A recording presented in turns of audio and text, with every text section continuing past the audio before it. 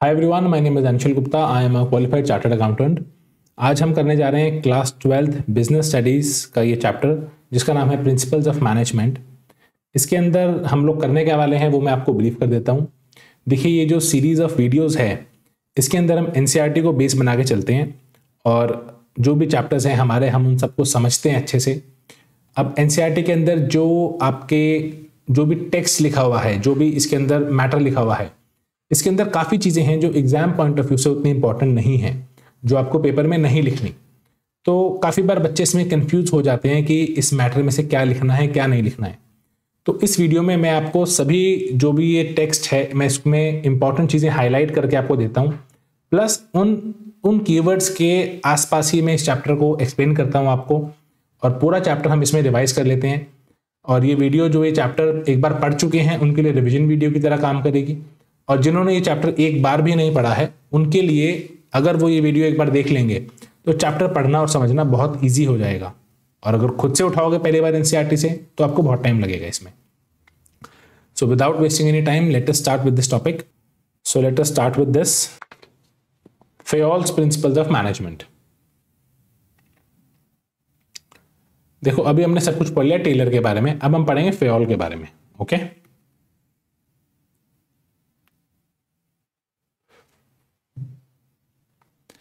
Taylor ने क्या किया? टेलर तो जो फैक्ट्री लेवल पे, फैक्ट्री शॉप फ्लोर मतलब एकदम फैक्ट्री लेवल पे जहां मशीनें चलती हैं, टेलर तो वहां पे चीज़ों को रेवोल्यूशनाइज करना चाहता था कि भाई वहां पे रेवोल्यूशन लेके आया, वो चीज़ें अच्छे से हो, प्रोडक्शन बढ़े, वर्कर ढंग से काम करें, ये सब चीज़ें। ओके, जबकि फेयोल ने क्या किया? He explained what amounts to a managers work and what principles should be followed in doing this work। इसने ज़्यादा ध्यान दिया मैनेजर लेवल पे कि एक मैनेजर का क्या काम है और उसको अपना वो काम करते हुए, उसको अपना वो कर्तव्य निभाते हुए किन प्रिंसिपल्स का ध्यान रखना है। ठीक है, टेलर ने ध्यान कहाँ दिया? टेलर ने ध्यान दिया फैक्ट्री के एकदम शॉप फ्लोर लेवल पे, जमीनी लेवल पे, जहां पर वर्कर्स काम करते हैं कि प्रोडक्शन कैसे बढ़े, वर्कर्स और मैनेजमेंट के बीच में तालमेल कैसे बढ़े। बट फेयोल ने क्या किया? फेयोल ने ध्यान दिया लेबर से ऊपर वाले लेवल पे, मैनेजर लेवल पे। वो कहता है मैनेजर को क्या काम करना चाहिए और काम करते हुए किन प्रिंसिपल्स का ध्यान रखना चाहिए, उसने मैनेजर लेवल पे ध्यान दिया। ठीक है, सबका अपना अपना दिमाग है। ये इनके मतलब ऑटोबायोग्राफी है, कहाँ से पढ़ाई करी, कब पैदा हुए, कब मरे, कौन से कॉलेज से ग्रेजुएशन करी, एक बार बस पढ़ लेना। मुझे नहीं लगता काफ़ी इंपॉर्टेंट है ये, बाकी पता नहीं है, CBSE कुछ भी दे सकता है ये। All right. Okay. फेयोल की जो थ्योरीज थी, they deal with the organisation of production. Okay, Fayol was the first to identify 4 functions of management: planning, organising, directing and controlling. Very very very important. Fayol ने सबसे पहले management के 4 functions को identify किया, that is planning, organising, directing and controlling. Although जो उसका version था, मतलब जो उसने शब्द इस्तेमाल किए, वो थोड़े अलग थे। Plan, organise, command, coordinate and control. Plan, organise, command, coordinate and control. ठीक है, according to Fayol all activities of an industrial undertaking can be divided into. Fayol के हिसाब से एक इंडस्ट्री की जितनी भी एक्टिविटीज हैं सबको आप डिवाइड कर सकते हो टेक्निकल में, कमर्शियल में, फाइनेंशियल, सिक्योरिटी, मैनेजरियल, अकाउंटिंग। ठीक है, he also suggested that qualities a manager must possess. एक मैनेजर के अंदर क्या क्वालिटीज होनी चाहिए वो भी बताया उसने। Physical, moral, education, knowledge and experience, ये सभी क्वालिटीज एक मैनेजर के अंदर होनी चाहिए। ऑल राइट, उन्होंने क्या किया? फेयोल ने 14 प्रिंसिपल्स ऑफ मैनेजमेंट भी दिए जो हम अभी पढ़ने जा रहे हैं। And he is known as the father of general management. Taylor में क्या था? Father of scientific management, but Fayol में it is father of general management. तो जो उन्होंने 14 प्रिंसिपल्स दिए थे वो क्या थे, वो देख लेते हैं। पहला है division of work. Work is divided into small task और जॉब्स। सारे काम को छोटे छोटे टास्क में बांट दो, और जो भी एक ट्रेंड स्पेशलिस्ट है उस फील्ड का, उसे वो पर्टिकुलर टास्क दे दो। इससे आपकी ऑर्गेनाइजेशन में स्पेशलाइजेशन आएगी, काम ढंग से होगा, कम से कम कॉस्ट में होगा। ओके, इसीलिए हमें एक कंपनी में आपको अलग अलग डिपार्टमेंट्स देखने को मिलते हैं, जैसे कि फाइनेंस, मार्केटिंग, प्रोडक्शन, HR, ये किस लिए? क्योंकि कंपनी ने अपने सारे काम को इन डिपार्टमेंट्स में बांट दिया है और हर डिपार्टमेंट अपने उसमें स्पेशलाइज करता है। Okay, all right, okay. Next is your authority and responsibility. Authority क्या है? Authority is the right to give orders. मैं आपको कोई ऑर्डर दे सकूं, जो मेरा ये अधिकार है, ये मेरी अथॉरिटी है। रिस्पॉन्सिबिलिटी क्या है? अगर मैंने आपको कोई ऑर्डर दिया है तो आपकी रिस्पॉन्सिबिलिटी है कि आप उसे पूरा करो। जैसे कि मैं आपको ऑर्डर देता हूं, मान लिया कि आपको जो भी मैं पढ़ा रहा हूं आपको अगली क्लास में वो रिवाइज करके आना है, तो this is my authority, I can give you this order, but आपकी रिस्पॉन्सिबिलिटी है कि आप इसे पढ़ के आओ। समझ गए? Responsibility is the corollary of authority. There should be a balance between the two. All right. For example, balance कैसे होना चाहिए भाई? अब मैंने मेरी फैक्ट्री है, कोई बंदा है जो मेरा माल बेचता है, सेल्स पर्सन है, मैंने उसको बोल दिया कि बॉस आपको जो है प्रोडक्शन, आपको जो सेल है, आपको सेल 5 गुना करनी है, ठीक है? अब मैंने उसके ऊपर ये रिस्पॉन्सिबिलिटी तो डाल दी कि आपको सेल 5 गुना करनी है, लेकिन उसको मैंने कोई अथॉरिटी नहीं दी। अथॉरिटी किस चीज़ की? भैया वो कहेगा कि इतनी ज़्यादा सेल करने के लिए कस्टमर जो है वो आगे डिस्काउंट मांगता है मुझसे, वो कहता है 5% 10% डिस्काउंट दो तो हम आपको ज़्यादा ऑर्डर लिखवाएंगे। मुझे सेल बढ़ाने के लिए न्यूज़पेपर में ऐड देनी पड़ेगी, सोशल मीडिया पे ऐड रन करनी पड़ेगी, तब जाके सेल बढ़ेगी। वो तो आपने मुझे अथॉरिटी दी नहीं। तो जब आप मुझे ऐड देने की अथॉरिटी नहीं दे रहे, जब आप मुझे माल को डिस्काउंट देने, मतलब डिस्काउंट पे बेचने की आप मुझे अथॉरिटी नहीं दे रहे, जब आप मुझे, सपोज वो कहते हैं मुझे 3 महीने की उधार चाहिए, आप कह रहे हो कैश पेमेंट चाहिए, आप मुझे माल उधार बेचने की अथॉरिटी नहीं दे रहे, तो मैं रिस्पॉन्सिबिलिटी कैसे पूरी करूंगा? मैं सेल्स को 5 गुना कैसे लेके जाऊंगा? ठीक है, तो अथॉरिटी और रिस्पॉन्सिबिलिटी में एक मतलब तालमेल होना चाहिए कि सामने वाले बंदे को जो आपने रिस्पॉन्सिबिलिटी दी है उसे साथ के साथ उतनी अथॉरिटी भी दो कि वो उसे पूरा कर पाए। ओके, पूरे एग्जाम्पल में वही लिखा हुआ है जो हमने भी एक्सप्लेन किया है, जो हमने भी पढ़ा है। Next is discipline. फेयोल का ये कहना है कि भैया डिसिप्लिन जो है हर लेवल पे ज़रूरी है, और जो भी एग्रीमेंट होते हैं ऑर्गेनाइजेशन के किसी के भी साथ, वो बहुत ही फेयर होने चाहिए, साफ सुथरे, and judicious application of penalties. कहीं अगर पेनल्टी लग भी रही है किसी बात पे तो देखभाल के सूझबूझ से वो लगानी चाहिए। Next point is unity of command. Fayol के हिसाब से there should be only one and only one boss for every individual employee. हर एक एम्प्लॉय के ऊपर केवल एक ही बॉस होना चाहिए, नहीं तो होगा क्या? सपोज 2 बॉस हैं, ठीक है, आप एक घर में लगा लो, एक घर के अंदर एक मेड काम करती है और उसको 2 अलग अलग जगह से ऑर्डर मिलते हैं। अब सपोज उसको एक जने ने तो ऑर्डर दे दिया कि आप आज नॉर्थ इंडियन खाना बना लो, और दूसरे किसी ने ऑर्डर दे दिया कि आप आज साउथ इंडियन खाना बना लो, और ये भी उसको पता है कि उसे एक ही चीज़ बनानी है, दोनों में से दोनों वो नहीं बना सकती, तो वहाँ दिक्कत हो जाएगी। तो ऐसे ही हर एम्प्लॉय के ऊपर केवल एक ही बॉस होना चाहिए, वरना dual subordination should be avoided. ठीक है, यूनिटी ऑफ डायरेक्शन सिंपल सा पॉइंट है। ऑर्गेनाइजेशन में जितने लोग काम कर रहे हैं सबके efforts should be directed towards achieving the common goals of the organisation. ठीक है, all right, okay. Next is subordination of individual interest to general interest. भैया आपका जो इंडिविजुअल का इंटरेस्ट है ना, मतलब जो आपकी अपनी इंडिविजुअल इच्छाएं हैं उन्हें पीछे रखो, और जो जनरल इंटरेस्ट है, जो पूरी ऑर्गेनाइजेशन का, पूरी कंपनी के हित में कोई काम हो रहा है, उसको आगे रखो। ठीक है, ऑर्गेनाइजेशन का एज अ होल जो जनरल इंटरेस्ट है वो सुपीरियर होगा और आपका इंडिविजुअल इंटरेस्ट वो सबऑर्डिनेट रहेगा। All right, difference between unity of command and unity of direction. Unity of command क्या कहता है?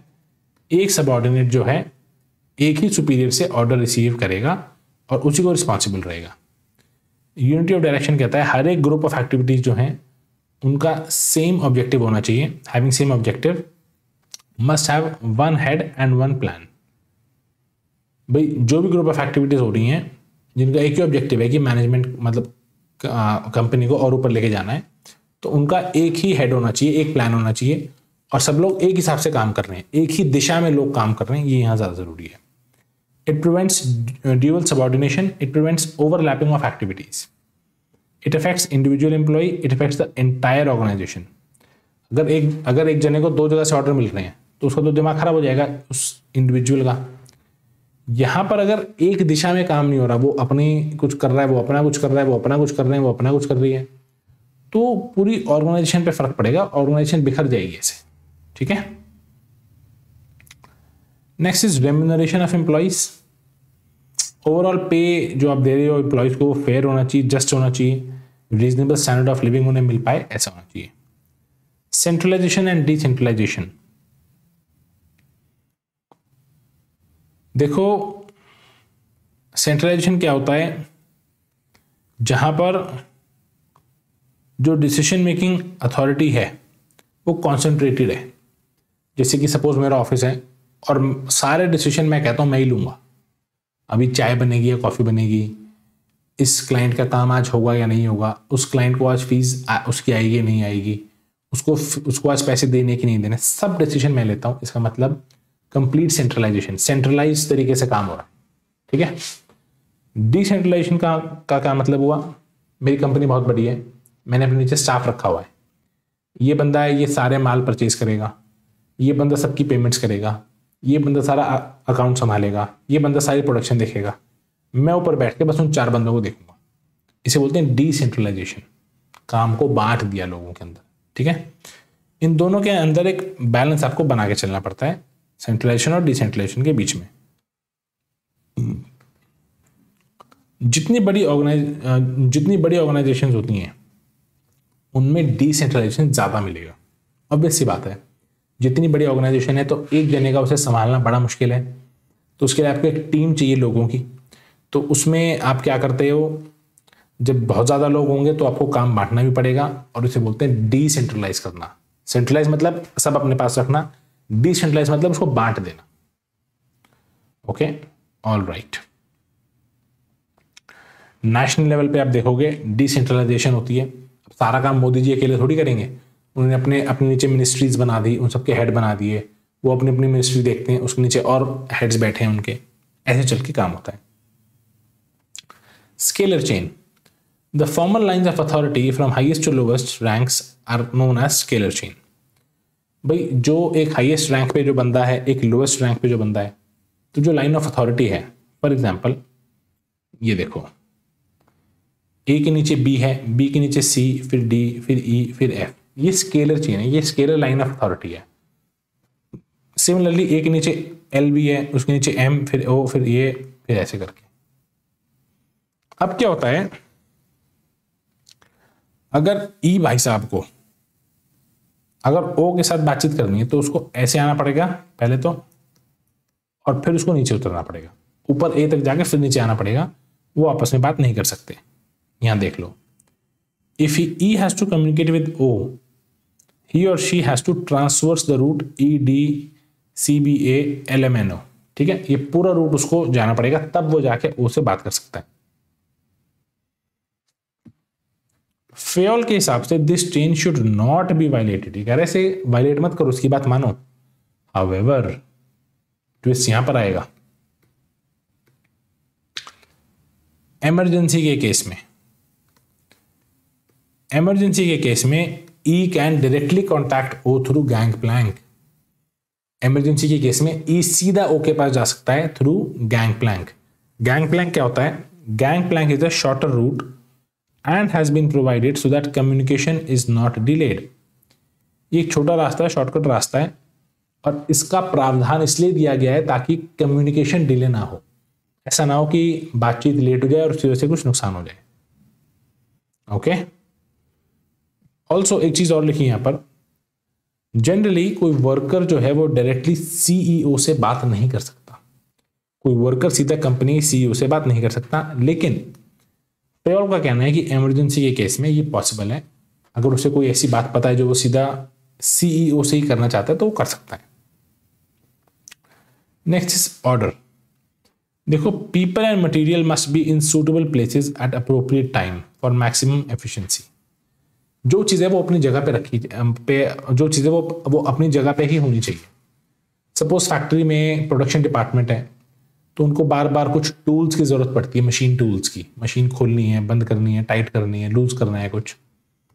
अब वो टूल्स उन्हें मिल ही नहीं रहे, कभी कहीं रख देते हैं, कभी कहीं रख देते हैं, कभी कहीं रख देते हैं, कभी कहीं रख देते हैं।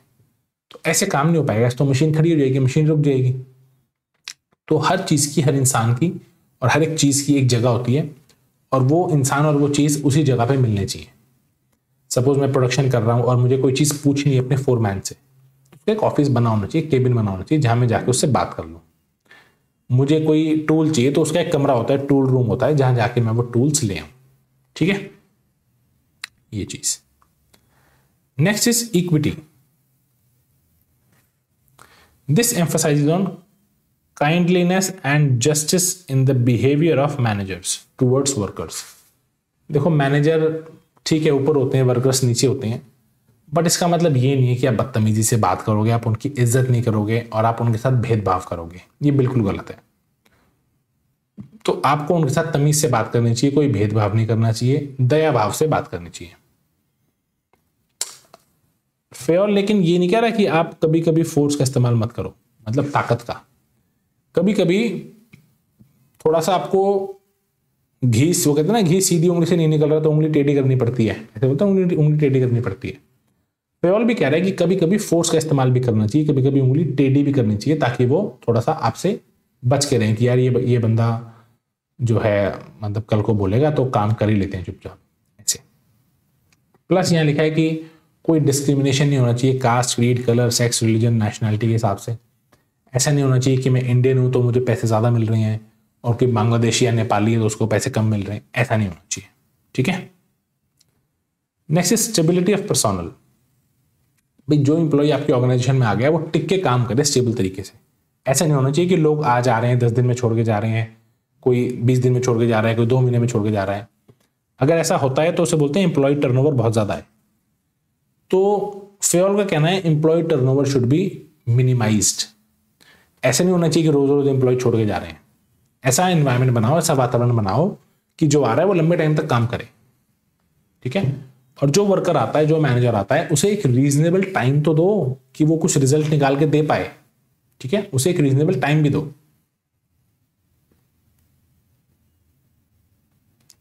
All right, next is initiative. Workers को एनकरेज करो ताकि वो खुद से इनिशिएटिव लें। कुछ मन में आइडिया आया है, कोई काम को करने का नया तरीका आया है, तो खुद चल के इनिशिएटिव लें और बताएं आपको कि हाँ ये चीज़ ऐसे की जा सकती है। तो उसके लिए आपको वर्कर्स को मोटिवेट करना है, एनकरेज करना है। Last point is esprit de corps. इसका मतलब क्या है? Management should promote team spirit of unity and harmony among employees. Management को टीम स्पिरिट का इस्तेमाल, मतलब ये प्रमोट करना है कि पूरी ऑर्गेनाइजेशन में सभी एम्प्लॉय, सभी मैनेजर्स एज अ टीम काम करें, एकजुट होकर, तभी वो अपने गोल्स को अचीव कर पाएंगे, वरना नहीं। बहुत अच्छी लाइन लिखी है, a manager should replace I with we. I को रिप्लेस करना चाहिए वी से। ठीक है। This will give rise to spirit of mutual trust and belongingness among team members. एक म्यूचुअल ट्रस्ट डेवलप होगा इससे टीम के लोगों में। ओके, ऑलराइट, लास्ट केस पे हैं हम, पेयोल वर्सेस टेलर, अ कंपैरिजन। देखो, दोनों के जो कॉन्ट्रीब्यूशन है वो कॉम्प्लीमेंट्री हैं, एक दूसरे को सपोर्ट करते हैं। फिर भी कुछ अगर फर्क है तो हम यहाँ देख लेते हैं। ऑल राइट, हमने ये पहले पढ़ा था, ये हमने बाद में पढ़ा है, पहले टेलर पढ़ा था। इनको भी ऐसे देना चाहिए था, पता नहीं उन्होंने उल्टा क्यों दिया हुआ है। इसने शॉप फ्लोर लेवल पे बात करी, इसने टॉप लेवल पे बात करी। इसने क्या देखा, इसने क्या किया, Taylor did not feel that it is important under functional foremanship a worker received orders from 8 specialist. Taylor did not feel that it is important as under, Taylor ने ये देखा कि यूनिटी ऑफ कमांड इंपॉर्टेंट नहीं है। क्यों?